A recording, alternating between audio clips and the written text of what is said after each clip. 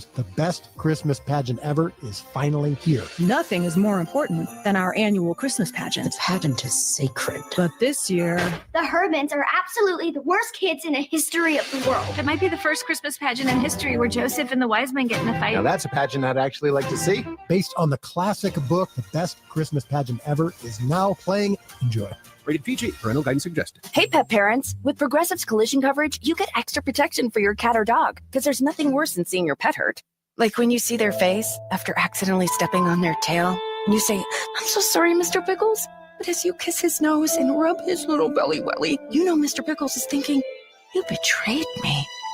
Anywho, Progressive pays up to $1,000 in vet bills if your pet is injured in an auto accident. Learn more at Progressive.com and watch where you step. Progressive Casualty Insurance Company and Affiliates. Collision coverage subject to policy terms. Not available in all states. Rocket 102.5. With your updated forecast, I'm staff meteorologist Paul Trombley from the Weatherology Weather Center.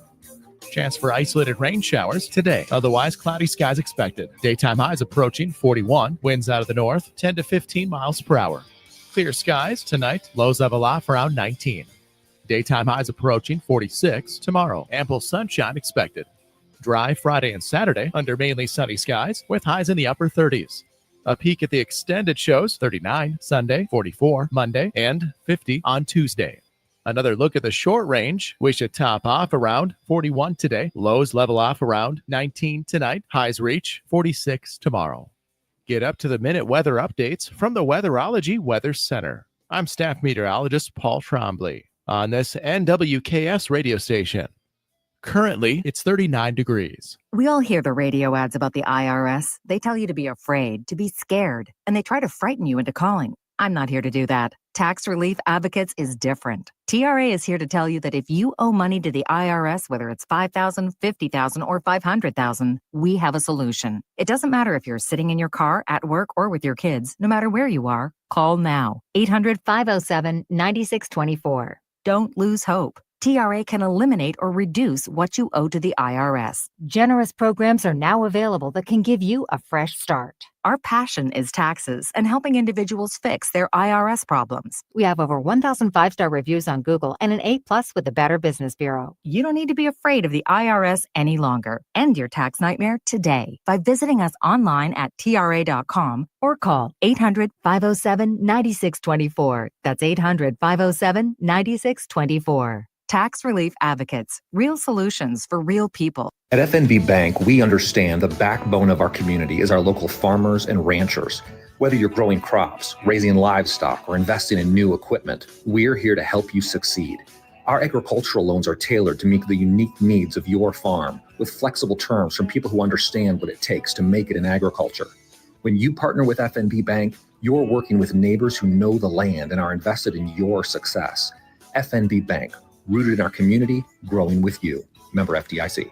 Your livelihood is important to you. You work hard to succeed in your farming operation, crop, livestock, home, vehicles, and special needs. We have you covered. Discounts are available for new business, remodeling, hail-resistive roofing, multi-policy, and many more. Optional coverage endorsements as well for machinery, ingestion, and equipment breakdown. Umbrella coverage for additional coverage on your home, farm, and auto. See the girls at the insurance agency at 1020 Main in Goodland or call 785-899-5011. Ready to elevate your drive? Pearl Chevrolet GMC has unbeatable offers on the 2024 lineup. Right now, get 0% APR on the powerful GMC Sierra 1500 with a 5.3-liter engine, plus over $3,200 in trade assistance when you trade in an eligible vehicle. Or step up to the 2024 Yukon with 5.9% APR for 72 months and make no payments for 90 days. These are the deals you've been waiting for to drive the best of GMC. Visit Pearl Chevrolet GMC in Goodland, Kansas today or online at hurlchev.com. If you're looking for top-notch auto care, JG Tire and Auto has you covered. They specialize in alignments, brakes, and complete vehicle service to keep your ride running smooth. Plus, they offer Toyo and Ironman tires at exceptional prices, perfect for any budget. Whether it's a quick oil change, new tires, or a full repair, Jim is there to help. At JG Tire and Auto, they combine quality service with prices you'll love. Stop by on North Main and Goodland or call 785-890-8473 to schedule your appointment. This holiday season, Hoover Lumber Ace Hardware has the perfect gifts to make Christmas merry and bright. Need something special for that grill master? Check out their top line of grills and griddles from Blackstone, Traeger, and Weber. Guaranteed to make their holiday sizzle. Stocking stuffers, they've got you covered with tools, gadgets, and must-haves for every DIYer in your life. And tackle winter head-on with their powerful Ego snowblowers, perfect for clearing the way this season. Plus, spruce up your home for the holidays with a fresh coat of Benjamin Moore paint, or get ready for the new year with a stunning remodel. Enjoy the holidays this year.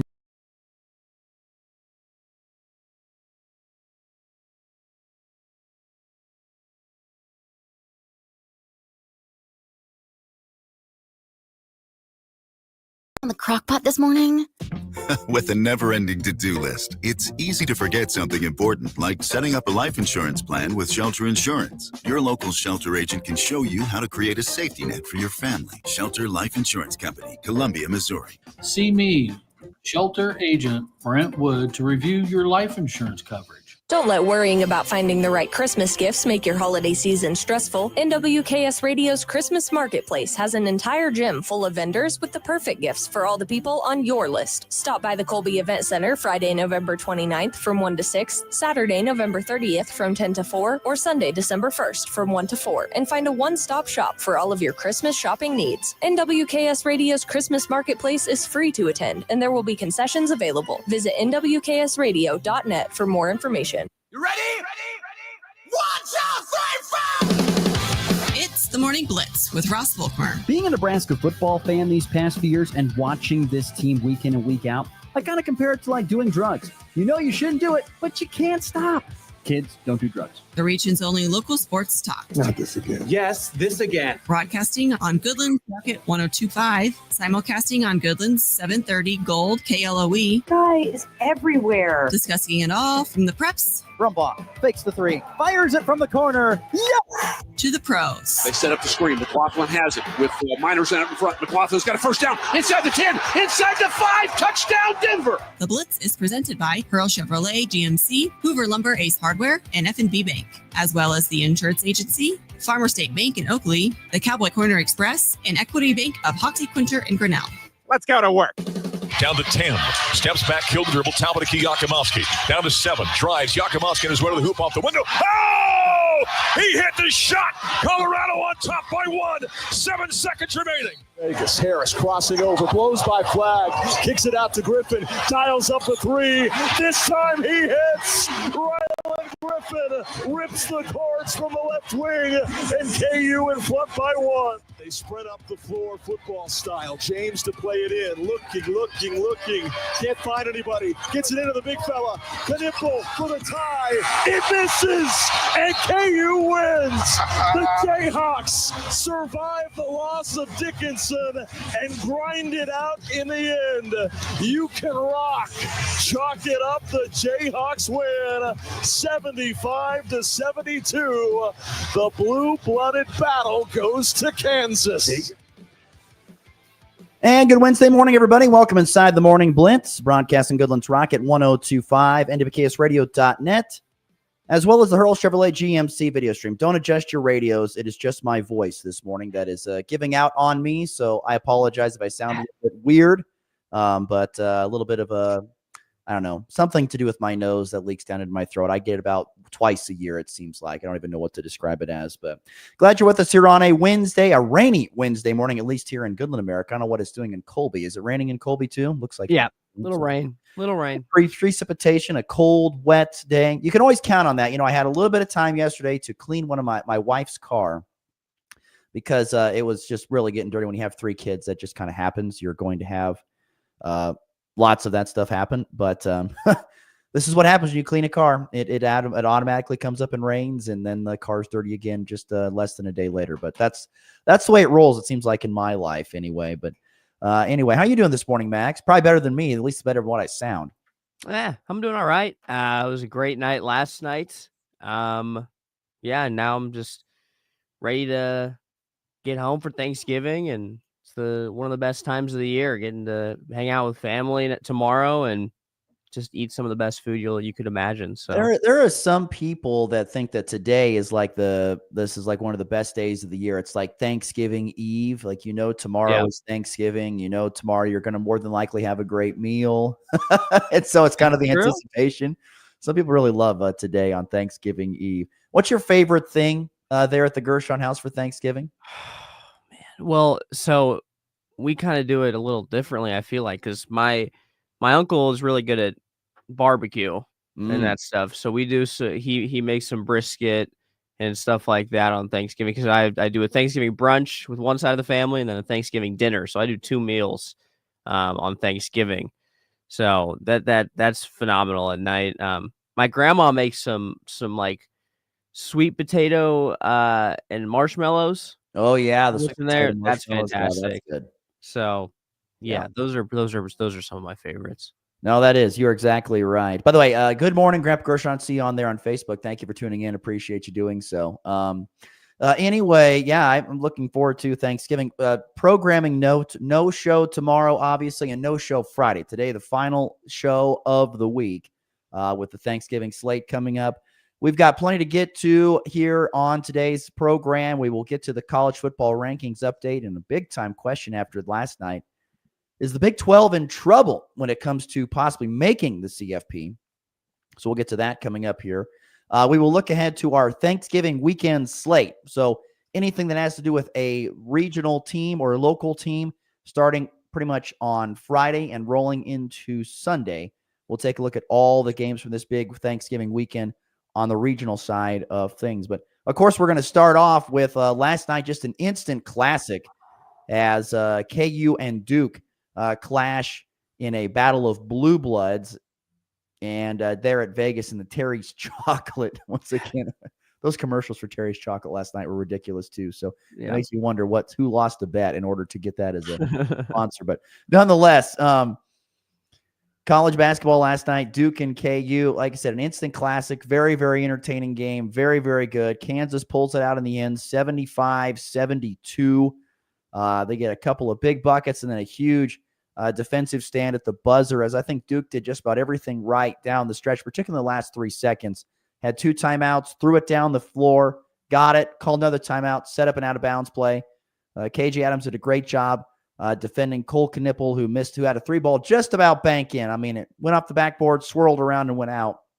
It was very, very close to possibly sending it into overtime. But Kansas prevails 75-72. They remain now 6-0 as the number 1 team. They've played some close games, but they have pulled them out so far this season. Yeah, and they've played some good teams as well, too, and very, very well, and obviously winning both of them against UNC and Duke. But yeah, I mean, that was a wild game, and I think that's one of those games that's going to bring this entire squad closer together as a team. Losing Hunter to that questionable flagrant 2 call, I think is fair to say. I think I want to know your thoughts about that, Ross, just first out of the gates, because. I think when you have a reputation, that's hard. And so he has a reputation of being a guy who likes to be a little dirty about some stuff. And so there's a rep. So there's one red flag, if that's what you want to put it. And could you have grabbed that ball without moving your foot and kicking someone? I think you probably could have. Now, once again, I'm not 7 foot. I don't know how his body operates. I don't know. To an extent, it seemed a little bit over the top, but I'm not going to say that I'm totally against it. When you have a reputation like that and you're trying, and this was a game that was, it was intense. It had a Elite 8 feel to it. It had a big time postseason game feel to it. And as the officials, which that's a very veteran crew that they had there running that game, they've seen a lot of basketball. And so they did what they thought was right to get this game to try to keep it under wraps. And then, after that call, and they tightened up massively on Duke, who was doing some stupid things, fouling ridiculously after Hunter Dickinson. The amazing thing is Hunter Dickinson goes and sits on the bench for at least 5 minutes, right? Before he actually goes back to the locker room. Yeah, they didn't notice it. They didn't think that they didn't notice that he sat on the bench instead of being, when you're ejected, you got to go back to the locker room. Yeah. But he sat there for 5 minutes, even gave a little pump-up speech to Flory Badunga to say, hey, this is what you got to do. So that was interesting. Yeah. So, I don't know. Yes, it could be questionable, but at the same time, when you have a reputation like that, sometimes that's kind of the things that happen. Yeah, and I get the reputation. I think that's exactly why they ejected him. I just think that, full speed, if you put that clip in full speed, I don't think that's a flagrant 2. Whether he's, has that reputation. When you slow it down, sure, it's going to look like he kicked him in the face. But, I mean, full speed, it's not as bad as it looked when you slow it down. So I don't know. It felt a little soft. It is what it is, but that's, it didn't end up hurting us as much as, one would have thought, because the other guys stepped up. But, I think if KU was to lose that game, there was 2 plays that really stood out like, all right, this needs to change. And that was the end of the first half with Rylan Griffin taking that 3-pointer with 14 seconds left and then allowing them to come down the court and hit another 3 to end the first half. And then KJ Adams is kind of becoming a little too comfortable for my liking with his jump shot, especially late in that game. He took 2 straight jumpers at one possession. And I was like, all right, KJ, we need to relax a little bit on that jumper. There's other guys that we brought in just for that, just to shoot the ball. We need you inside the paint. But Rylan Griffin and KJ both made up for it. Rylan, at the end of the game, really stepped up, hitting an and one, hitting a 3, and then KJ on the defensive end, he played incredible that whole entire game. KJ Adams did. And man, I'm so excited to see where this team can go, because AJ Storr also has been stepping up as well. What are your thoughts on AJ Storr getting a start, not coming off the bench? I like it. I knew that was going to eventually happen. I think he's not someone you put off the bench. He's just too talented, and I think he's only going to continue to rise as the I believe the superstar of this team, because he's so talented. I think he honestly has in my opinion, he has the best NBA potential out of really anyone on this team. I think the biggest thing that stood out to me once again about this contest is, and I mentioned it yesterday, kind of previewing it, what I was looking forward to, and that is I want to see the experience of Kansas against the youth of Duke. And that it showed last night. In fact, you can point to that is the reason why Kansas prevailed. They had the experience. They had been in these situations a lot throughout the course of their career. I mean, KJ Adams and Hunter Dickinson and DeJuan Harris, particularly those 3, have been in these situations a ton, particularly with a Jayhawk uniform on. They have been in a ton of these situations. If you even take away being in these situations, but you've got AJ Storr, who had a great year at Wisconsin last year. Zeke Mayo had a phenomenal career at South Dakota State before coming down here to Kansas. They have got tons of guys, Rylan Griffin and David Coit, by the way, also, that have played a lot of basketball at this level. Maybe not at the high blue blood Division I level, but they've had a lot of guys play at a very high level for a lot of minutes. And you can just see that their experience with the help and tutelage and coaching of Bill Self has helped them prevail in a lot of these games this year that have been close. It is their experience that has won them these tight games, in my opinion. I agree with you. I definitely do. And I think Ryland, especially, it showed at the end of that game, from being at Bama, he was very comfortable at the end of the game, which was good because, he's been really struggling, but he really needed that because he's a very, very, very talented player with a basketball in his hands. And he did come through at the end of that game. But yeah, I mean, also, you lose Hunter last year, the year before.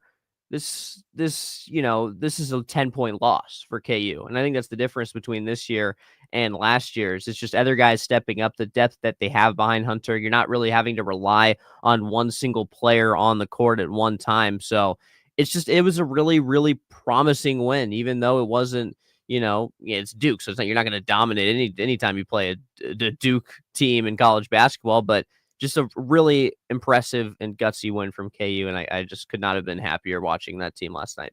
It was also a very interesting showing from Duke's perspective, because this was another game. This is their second loss, and it was the second loss where they were right there at the end, but could not pull it out. They had that tight loss to Kentucky, and now they've had this tight loss to Kansas. Once again, they've only lost to blue bloods and very, very good basketball programs. But here's the thing. Once again, Duke has got all the talent in the world. Cooper Flagg had some unbelievable dunks. That one he took right down the center of the lane and jammed it in the face of Flory was amazing. The guy can absolutely slam it down. And he's got unbelievable skills for a guy his size. But it was once again Cooper Flagg who, I don't want to say lost them the game, more than one play leads that, but that spin move along the block that he lost the ball. And as Fran Fraschilla, who I think is one of the best analysts in all of college basketball, said, you can't do that in these big-time games in this level. They know that.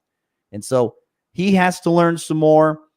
Kansas got lucky that Con Knippel couldn't buy a basket from deep, went 0 for 8.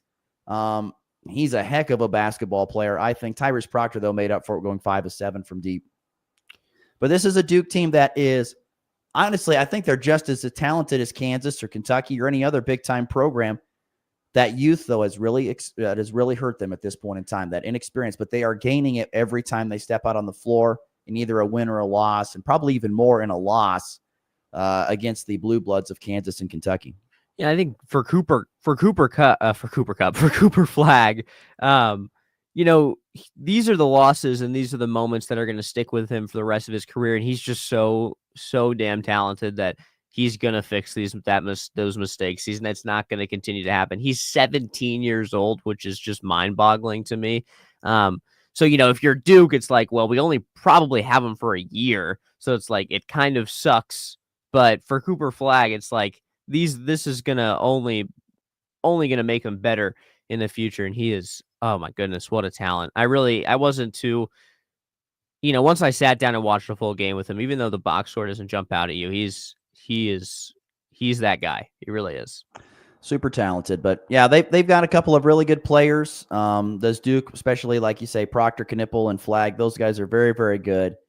But Kansas, I think, was once again the depth and the depth and the experience of depth, the depth that they have is going to push them over the top. I feel like in a lot of games. But Jayhawks are 6-0 with the win. Real quick, some audio from Bill Self. He really went into depth about this game, and really he kind of capped it all by saying it was quite a contest. Once again, Bill Self post game after the 3-point win over Duke in Las Vegas last night.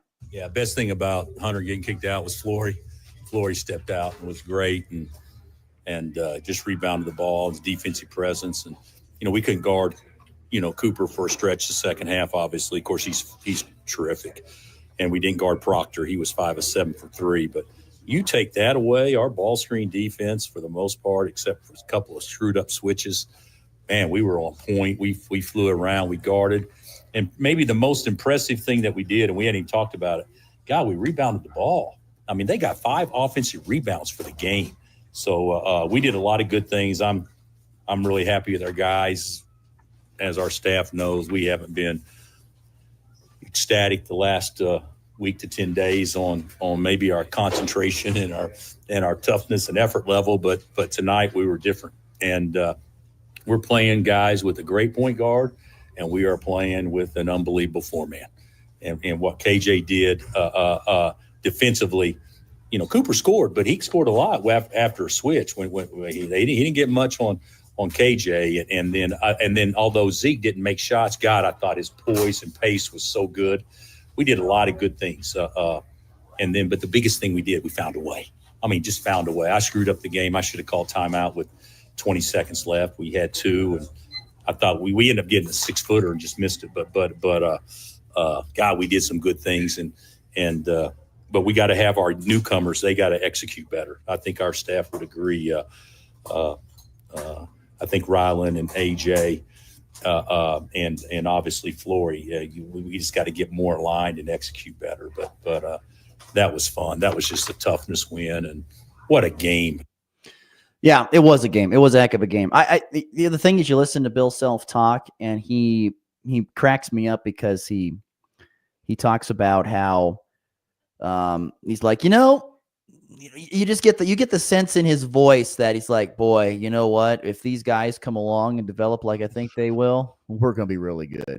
You just get that sense in his voice. 100%. You can just tell he's having so much fun with all this talent at his disposal now. And it's all these guys that are veterans, that have been around college basketball for so long. So, they have an advantage from maybe what he is used to throughout his career with younger, a lot of one and dones too. So yeah, you can just see the joy every time he's talking after a game for Bill Self. It's awesome. Yeah, no doubt about it. For Kansas, like I said, 6-0. They've got Furman coming up here on, I think it's Saturday. Yes. Furman on Saturday. Then they have a stretch of 3 games against some pretty quality opponents. They're going to Creighton, which Creighton should be angry after getting beaten out by Nebraska. They're going to be extra motivated, and Creighton's got one of the best big men in the country in Ryan Kolkbrenner, but they are going to be missing their point guard, Ashworth, it seems like, here for a couple weeks, so I don't know if he'll make it back or not. But Creighton will be a tough game. And then they go to Missouri, that big rivalry game. You never know what to expect in that when KU and Mizzou meet in the border war. And then NC State they host on, the 14th of December. That's a 5-0 NC State team at this point in time. They're not ranked, but they are unbeaten. And then they have one more kind of cupcake game against Brown before they begin Big 12 conference play at home against West Virginia on New Year's Eve on the 31st. So there you go. That's kind of your ahead for Kansas. They got some more tests ahead, which is great. Yeah. But boy, they've passed every test so far with flying colors, and probably will continue to do so with, once again, just that depth and that experience that they have. It's completely crazy. Before we get to break, I want to highlight a couple of the college basketball things. Also last night in D1, you had, how about Colorado knocking off of UConn 73-72. Back-to-back losses for the Huskies, the number 2 ranked Huskies. I don't know what's going on there, but it is not looking good. That is for sure. It is not looking good right now for the UConn Huskies as they get beat by Colorado. Now, I'm not trying. That's, by the way, not taking anything away from Colorado. I think Tad Boyle is a phenomenal coach. But the Buffaloes get it done 73-72. Andre Jakimovsky had a great little runner at the buzzer, before the game to get it. And then they got it. Then they got the defensive stand on the other end to knock off UConn. So the Buffaloes get to 5-1 with that win over UConn. They take on Iowa State here. This was a non-conference game, but now it is a conference game. At the Maui Invitational today. That's going to be an early tip-off. I think it's like 1:30 Central, 12:30 Mountain Time is when that game will tip between number 5 Iowa State. So another chance for a big resume builder for Colorado to try and get into the postseason, which, once again, I think Tad Boyle is a phenomenal coach, kind of gets forgotten about over in Boulder, but he's done a great job with the Buffaloes. And also some JUCO hoops last night. It was an 0-for-4 night, unfortunately, for the area schools. Colby Community College women dropped their second straight game. They lose 75-37 in Hutch. Now, once again, Hutch is the number 1 ranked team. But once again, CCC, no success in the first half. 11 first half points was the total that they had. They shot just 26% from the field as they lost that game. Colby men lost a heartbreaker last night. This was probably the game of the night. Colby men were up 80-78 with under 30 seconds to go. Hutch had the basketball. DJ Dudley drives, makes a shot, is fouled, and then would go to the free throw line and win it with 2 seconds left as he got the old-fashioned 3 to tie and then take the lead. And so they lose. So 81-80, the final score, as the Colby men lose in the waning seconds of that game. Eternity Igagi, 22 points for CCC to lead the way as they have dropped now 2 in a row. 40 Sac Northwest women, they lose on a lopsided game, 87-47 down at Garden City. They were out-rebounded by 25. I think that was the biggest stat. When you're minus 25 in rebounding margin, it's hard to win a lot of games as they drop to 0-7. And the Tech Tiger men, another close game, but a loss, 97-89 down there in Garden. They had almost three guys score over 20 points. One had 19, but Chase Harris had 22 to lead the way for the Tigers off the bench, who are now 1-5 overall. They're winless still in the Jayhawks. So a couple of quick things there for you when it came to college basketball. And then there will be a couple of games on tap for tonight. Already mentioned, of course, Colorado taking on Iowa State and Maui, and Nebraska is at home hosting South Dakota. We'll see if they can put back-to-back wins together, particularly after a big win over their rivals from Creighton. Can they find a way to keep this momentum going as they host South Dakota? We'll find out that tonight. But there you go. Little college basketball talk from last night, particularly about the Kansas and Duke game, which I don't know. I don't know about you, but I thought it was a classic. It was really, really good. I mean, this time of year, I'm not really focused in entirely on college basketball. I admit I got to get to like January before I'm really starting to kind of get thrown in on it. But boy, that game last night, it was fun to watch. You didn't want to look away. There were so many big plays that were happening. Yeah. Especially at the end, down the stretch, it was fantastic. Yep. Very, very good. All right, we're right at the bottom of the hour. 7:30 Mountain, 8:30 Central Time here on a Wednesday, November 22nd. Don't forget, coming up this weekend, we have ourselves the NWKS Radio's Christmas Marketplace going on Friday, Saturday, and Sunday. Make sure you go check that out. Lots of great, cool Christmas items to do some Christmas shopping early this year. Once again, another reminder, this is the final show of the week. We'll be back again on Monday. But up next, we're going to look ahead to the big weekend that is the Thanksgiving slate for our regional teams. That's next here on the Morning Blitz. When is the last time you've changed your furnace filter? A clogged or dirty filter restricts airflow and makes your furnace work harder, costing you money. Good filters cost less than $20 and last 60 to 90 days. Make sure to check your furnace filter and change it regularly. Your wallet will thank you, and your home will be cleaner and more efficient. A money-saving tip from Midwest Energy, a customer-owned cooperative, making energy work for you. It's time for a check of the markets with the Anderson Trade Group on the Kansas Farm and Ranch Radio Network.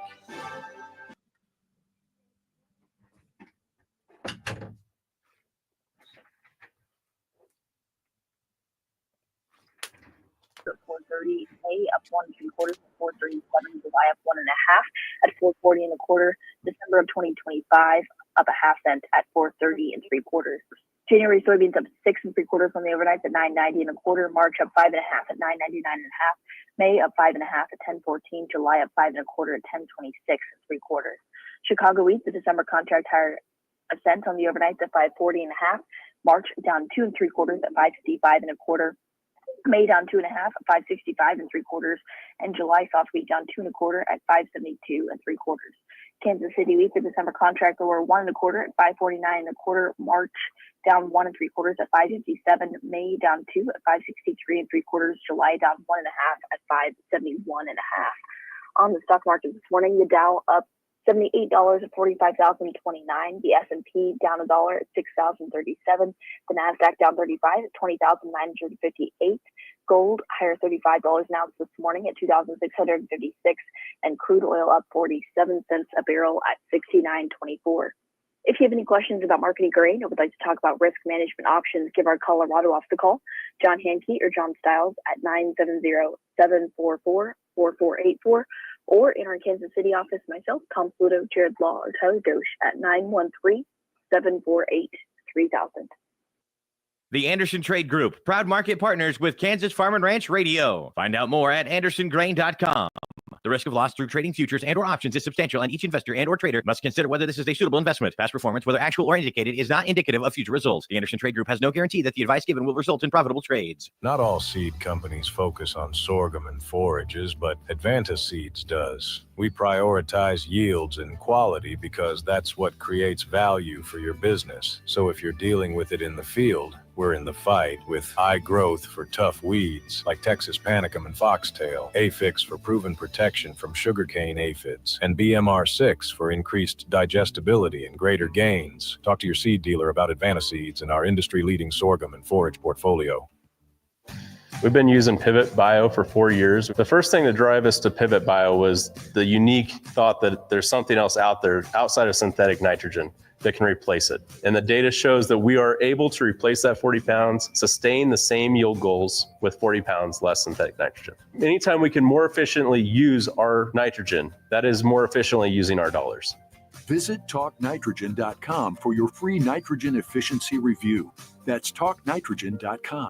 The Red Tag Sales Event is going on at Hurl Chevrolet GMC in Goodland, Kansas, and the savings are rolling in. Right now, drive home with 0% APR on select popular Chevy models, making it the perfect time to upgrade. Or take advantage of 1.9% APR for 60 months, plus over $3,700 total value when you trade in an eligible vehicle.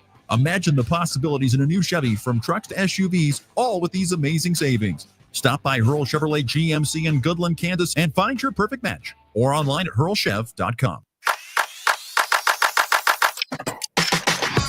Available at Nextech Wireless in 4 bold colors: black, pink, teal, and ultramarine. Which iPhone 16 color will you choose? Built for Apple Intelligence with the all-new A18 chip, a new feature camera control, and a big boost in battery life. Get the new iPhone 16 on us. Nextech Wireless. Home on the range. You're listening to the Morning Blitz. Want to hear the most annoying sound in the world? with Ross Volkmer.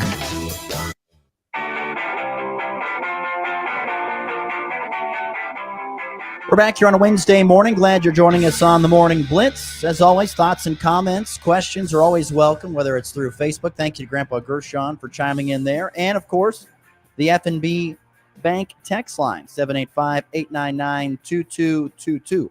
Number to be part of the Morning Blitz here on this Wednesday. Once again, this is the final show of the week. Here on the Morning Blitz. I did see plenty of people chiming in on the text line during our last segment talking about Michael Bowles is on your side talking about the ejection for Hunter Dickinson. So Michael says, hey, I'm all fine with that. I don't want anything to do with that. So let's see. Oh, and then listener Stan says Cooper Flagg wasn't the guy that got stopped on the block at the end of the game. Now, there was a turnover there, Stan. There was a turnover that happened in that game that it was Cooper Flagg, and it wasn't on the last possession. Else. About 45 seconds. In fact, there was a play after that where Conknipple drove in, jumped in the air, and turned it over himself. There was another play that happened. Yeah. Cooper Flagg was up, but there was a play where Flagg. It was Flagg who had the turnover that I'm thinking of. But you're right, Conknipple had one as well. Which, by the way, it's such an interesting name, Con Knipple. Fantastic. I don't know, interesting. Never heard of a guy named Con before. Or Knipple. No, never heard that either. It's a full slate here this weekend. We got lots of stuff going to be happening over the Thanksgiving weekend slate. So this rolls all the way pretty much from starting Thursday, rolling into Sunday. Now, really nothing on Thursday. Thursday's mostly the NFL. I don't know. Does the Egg Bowl still happen on Thursday? Oh, I'm guessing it does. The Egg Bowl, Mississippi, Ole Miss and Mississippi. No, it does not. But there is Memphis and Tulane on Thursday in college football, and that could have some implications in the college football playoff. We'll talk about that more in our third segment coming up here in a little bit. But really, everything gets going regionally on Friday. Friday morning, you've got the Colorado Buffaloes at home. 8-3, 25th ranked in the most recent rankings, hosting Oklahoma State. You want to talk about a team that had a season that I don't think anybody saw coming. That was Oklahoma State. To go 3-8 this season with one of the best players, maybe one of the Heisman early odds favorites in Ollie Gordon, who this year has 13 touchdowns, 870 yards. It hasn't been this typical type of season. But boy, you talk about a team that has fallen off this year in Oklahoma State, and Colorado gets them on a Friday morning. I don't think I could have predicted the Oklahoma State being the dead last team. Honestly, when you look at the standings and you see Utah and Oklahoma State at the bottom, two of the more experienced coaches in the Big 12 now, to have those type of seasons, I don't think anybody could have seen that possibly coming any way, shape, or form. No, definitely not. I'm with you. I thought Oklahoma State was going to be in the top of the Big 12. But it does feel like a game where it's the end of the year. Colorado seems to kind of get the best out of a lot of teams, just because, they talk a lot off the field. And I don't know. I feel like Oklahoma State, if there was a game for them to be the Oklahoma State that we thought they were going to be going into the year, it would be against Colorado, because Colorado's really struggled against the run defense, and it showed in that KU game. So Ollie Gordon could have a very, very big game against Colorado. So that would be interesting to see. And once again, Colorado's got stuff to play for. Like I said, they need some help, but they need a win as well to put themselves in that Big 12 title game. There's still some chances for them to make a chance to make the Big 12 title game and maybe even the CFP, but they really do need some help along with a win. So that game will get things going Friday morning at 11 o'clock Central, 10 a.m. Mountain Time with that kickoff. That game can be watched on ABC. And then Prime Video on Black Friday, you've got the lone NFL game. You got Las Vegas at the Chiefs. That is set for a 2 o'clock Central, 1 o'clock Mountain Time kickoff. Chiefs are 12-point favorites. Look, the Raiders are in a bad spot. They might have to start possibly Desmond Ridder at the quarterback spot. Gardner Minshew is questionable. They're playing all types of guys you've never heard of on the offensive side. And this should be a relatively easy game for the Chiefs, even though they like to make things very difficult on themselves, particularly Patrick Mahomes. He likes things to be close, and it just keeps his blood pumping, apparently. So more than likely, as Max has said many times, the Raiders will probably cover what is a wide 12-point spread. But the Chiefs more than likely will prevail. Do you have the clip? Do you have the clip locked and loaded? You know what? You know what? Go ahead. Give me your thoughts on this game, and I'll get it loaded for you. Yeah, I'm sitting here during the ad break, and I'm like, all right, I'm going to say the same thing I said last week about the Panthers. It's going to be close because it's the Chiefs. But part of me wants to have a little more fun this week because I honestly do believe that the offense is kind of figuring it out a little bit. They had some red zone struggles. If you take away those red zone struggles against the Panthers, they're scoring 40 points last week. So yeah, I think the offense is starting to figure it out. And I think the defense is extra motivated because they let Bryce Young kind of walk them down last week. So I could see a world, now bear with me, but I could see a world where the Chiefs actually do make this, or it's not as interesting of a game as we're used to with Kansas City. Now, is that probable? History says no. But at the same time, there's a lot of factors. The Chiefs lost to the Raiders this time last year at home. The defense is angry. The offense is playing better. I think the Chiefs could possibly cover the spread. We'll see. We'll see. I don't know. Mahomes, he knows what he likes to do. Ernie, I told you, I'm going to make it good TV. It's just what I do. It's just what I do. You've never seen me win a blowout. I just keep it real close to the end. There you go, Patrick Mahomes. It's what he does. Keeps it close to the end. The offense is finding some things, but at the same time, the defense is falling off, though. Now, once again, it's against the Raiders offense, which I don't think is worth a darn. Not right now. It's not very good. Looking at the last points for the Raiders, let's see, 19, 24, 20, 15. I mean, so you're going to hold them to more than likely a couple touchdowns, maybe a field goal. So 17, 19 points. That's what you hold them to.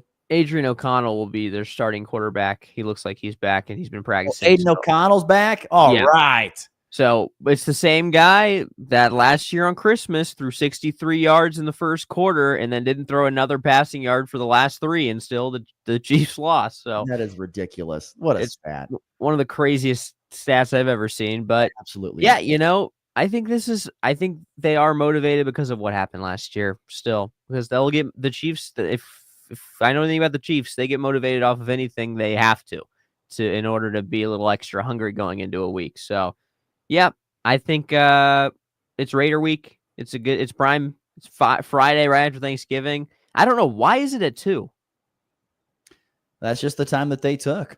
That doesn't make any sense. Everybody else works around that.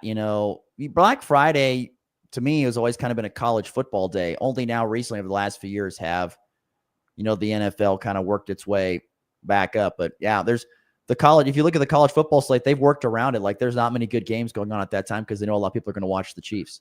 I don't. A great day of college football. Now the NFL's butting its head into it. Why wouldn't you just put it at night? That's because I saw 2. I was like, all right, so they're having another game on Friday, but no, it's just it's a standalone game at 2. I don't know. Interesting. But got me. I don't know. I don't work for the television companies. If I did, I'd be a lot richer. I'd be a lot richer if I was. Also the reason why, in my opinion, why they didn't schedule the game Friday, because Nebraska's playing Iowa Friday night. They never wanted to watch that game. That's why they didn't schedule it. The 6-5 Cornhuskers. Gosh, it's so weird to see a 6 in front. I haven't seen that in such a long time. 6 on the left side of the win-loss column. They take on the 7-4 Iowa Hawkeyes. Iowa is playing their 5th-string quarterback, yet they are still 5.5-point favorites. Part of that reason why is Caleb Johnson, the running back for Iowa, has close to 1,500 yards and 21 touchdowns. Nebraska's run defense has been skeptical here over the last few weeks. I think the defense for Nebraska is playing banged up over the last few weeks, and that's why we've seen a little bit of a drop down in their defense ever since the 21-17 loss to Ohio State. We'll see if they can put it together here this Friday. There's the thing. I just don't want Nebraska to go there and just get completely steamrolled.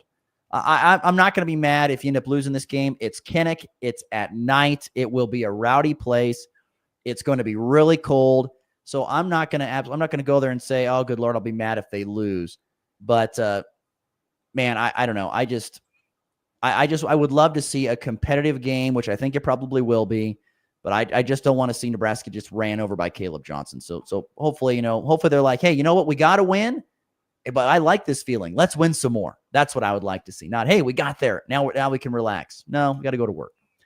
And then so that's on Friday. And then we transition to Saturday, 11 a.m. Central Time, 10 a.m. Mountain Time. It is what I am dubbing the Resurrection Bowl between Kansas and Baylor. Why is it the Resurrection Bowl? Because both of these teams and their coaches resurrected themselves after really bad starts to the season. We all know the story of Kansas, 1-5, then have so far rattled off 3 consecutive wins over ranked teams, the only team ever with a losing record to do that, which is an amazing stat. And I found another great stat for you too, Max. We'll get to that in just a second on Kansas football. But then you remember Baylor, right? Baylor was 2-1 with a loss to Utah and a win against Tarleton State and Air Force. And then they went on the road to Colorado and they lost on a Hail Mary.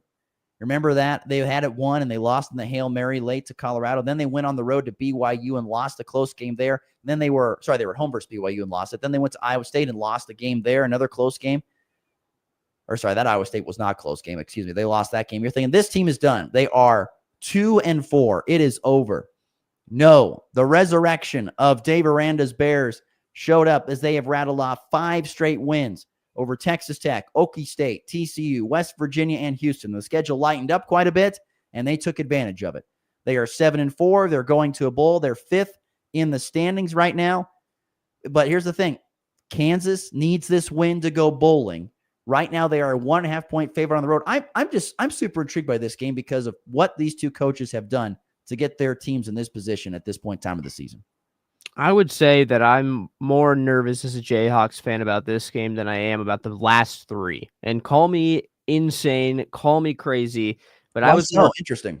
I'm not sure. I don't know if I can pinpoint exactly why. I think that this team after specifically after they beat Houston, lost to K-State, and then it was straight to those last 3, correct, for KU. The first one being Iowa State.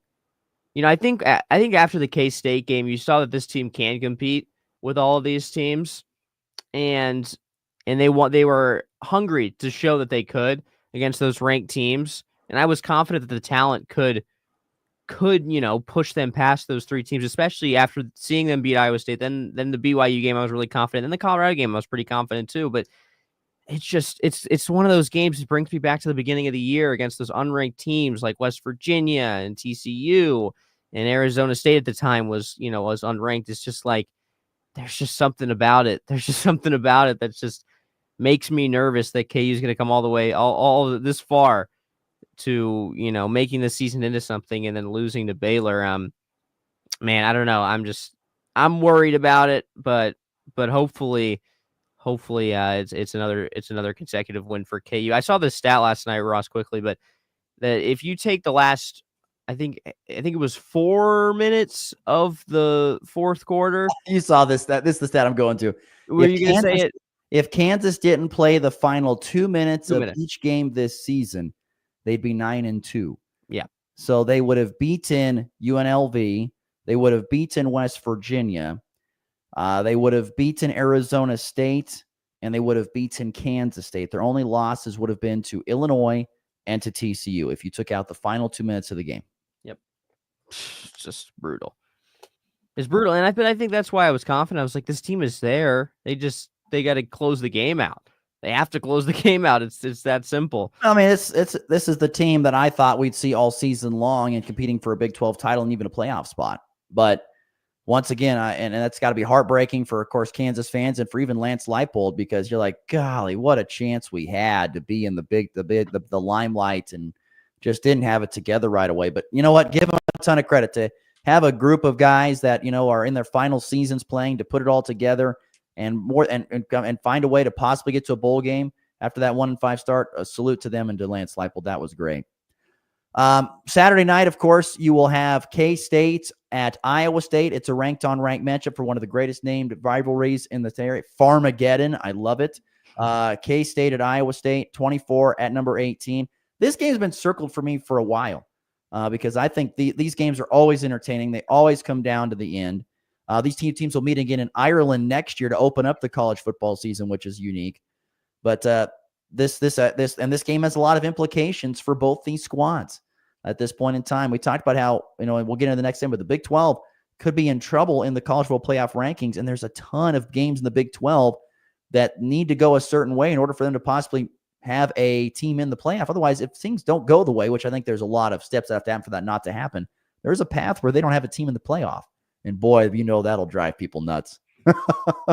Yeah, and you can give a big old, if that does happen, you can give a good old thank you to Lance Leipold, who's completely butchered a lot of teams' chances at being in the Big 12. So, yeah, this is going to be a fantastic game. I remember last year's game? It was snowing its butt off. Oh my God, it was. Remember that? Oh my gosh, I remember watching that game. Oh, Iowa State won it. Was it a blowout? I don't know if it was a blowout, but boy, I can remember watching the game, but I don't remember. I honestly think they won. I don't know if it was a blowout, but they won comfortably. Was it a good game? Let me see. I don't know. You have to go back and look, but it was an absolute snowball. And Iowa State got an Abdul Sama was the running back, and he ran all over them. He ran all over that Kansas State defense in the snow. That was a really impressive showing from them. And honestly, that springboarded Iowa State, I feel like, into this season to get to 9-2. They've really played well. But I think these two teams are very evenly matched. I think it should lead to a very entertaining game. Iowa State is a tough place to play. It'll be cold. It'll more than likely be windy. Which team can get their running game going? K-State has had some great rushing games, including last week against Cincinnati, but they've had some real clunkers as well. It was a good game. It was a great game. It was 42-35 Iowa State. In the snow. That was the best. Yeah, I do remember. I'm starting to remember it now. Yeah, that was a fun I remember game. turning on the TV and I was like, honey, get in here. You got to see this. Yeah. That was like thick snow too. That was great stuff. But I don't know. I think from watching, this is kind of it's kind of another playoff game if you think about it. You gotta win this to have at least a chance. It's not a guaranteed. If K-State wins, they're not. It's still K-State needs more help. They need more help. They need more help. It's not really. They don't control their own destiny. But you can. Do your part. Right, but I think K-State has the better football team. What do you think about that? I don't know. Iowa State has just played so good this year. I don't really want to throw them under the. Not saying I would throw them under the bus, but I don't know. I honestly think both these teams are so evenly matched. I don't even know if I even want to pick one. I really do. I think they're so evenly matched. I think they both have solid quarterback play. They both have good rushing attacks. Their defenses are both solid. I don't know. The thing about, I think Kansas State has had a little bit tougher of a schedule. I mean, looking at it from the Iowa State perspective, they've had Houston, Baylor when they were down, West Virginia, UCF hasn't had a great year, Cincinnati, Utah's had a down year. Now, once again, they can't change the schedule. Their losses were a 1-point loss to Texas Tech and a 9-point loss to Kansas at Kansas. So I don't know. They've had a little bit easier schedule, I feel like, than Kansas State at this point in time. But I don't know. I think I honestly would be a coin flip game for me. Right now, you got Iowa State as a 2.5-point favorite. And that's just because they're at home. Yeah, but so it kind of is a pick and pay on a neutral site. You're right, and I'm interested to see this. This is a good quarterback matchup. Rocco Becht has really played better than a lot of people thought this year, as well as Avery Johnson, is to see how he does in these big time games. So yeah, it's going to be a good matchup. That's a good point. Avery Johnson, this is another test for him. It's a late game in a hostile environment, and another chance for him to take another step in his growth, more than likely. So this game is going to be huge. Kansas State, Iowa State. That's going to be really good. There's also another game on Saturday that's not in our region, but I do want to mention it because I do think it is going to be very, very interesting. And that would be the return of one of the best rivalries in college football as Texas A&M takes on Texas. This is in College Station at Kyle Field. I saw a stat yesterday that said it's the most expensive regular season football ticket, NFL and college football on record. Wow. The current get-in price for the A&M Texas game is $741. The average purchase price for a ticket, $1,079. Crazy. That is absolutely nuts. This rivalry game, and those two teams and fan bases hate each other. hate each other. Imagine taking Michigan and Ohio State, which, by the way, is also this weekend, but doesn't have much juice because Michigan's not very good. But imagine taking that rivalry game and having them not play each other for 15 years. Imagine that. And then having it come back. That is going to be something I'm going to be watching. That's why I was like, I haven't experienced that rivalry really. If it's been that long. No, you probably haven't. I'm telling you, but they hate each other, and by God, that is going to be. I kind of wish. I wish Texas A&M won last week, make it a little even more interesting. That would have been nice, but they were focused on Texas, so they should be ready to go. Well, remember? That's true. They had I still can't believe that guy dropped that pass. Feel terrible. One of those moments. Anyway, okay, we got to get to our final break. When we come back, we will wrap things up with the college football rankings update and also an interesting story out of Chapel Hill, North Carolina. That's next here in the Morning Blitz.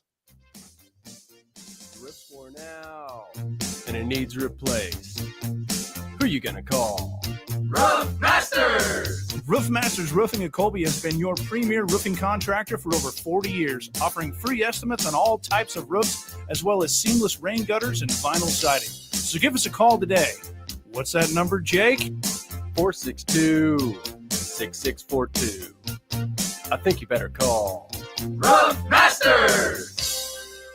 If you're shopping for a banking institution, visit with Equity Bank of Hoxie, Grinnell, and Quinter, Kansas. The Equity Bank is heavily invested in local business and activities contributing in many ways back to their community. Their employees are involved with many organizations and area events. Plus, a lot of experience comes with that staff. You'll find valuable local assistance when you bank at the Equity Bank of Hoxie, Grinnell, Quinter, and other locations in Western Kansas. The Equity Bank, member FDIC. The Farmers State Bank of Oakley has been financing agriculture since the day we opened our doors. Hello, this is Corbin, and we are proud to be your locally owned partner in ag. We invite you to come and visit with us when you need to purchase new or used farm equipment, or need any type of agriculture or business loan. We have the knowledge, experience, and financial resources to keep you growing. The Farmers State Bank of Oakley, a tradition of community and agriculture for over 115 years. Member FDIC. Kickstart your day with the latest in sports. Go Sports! You're listening to the Morning Blitz with Ross Volkmer.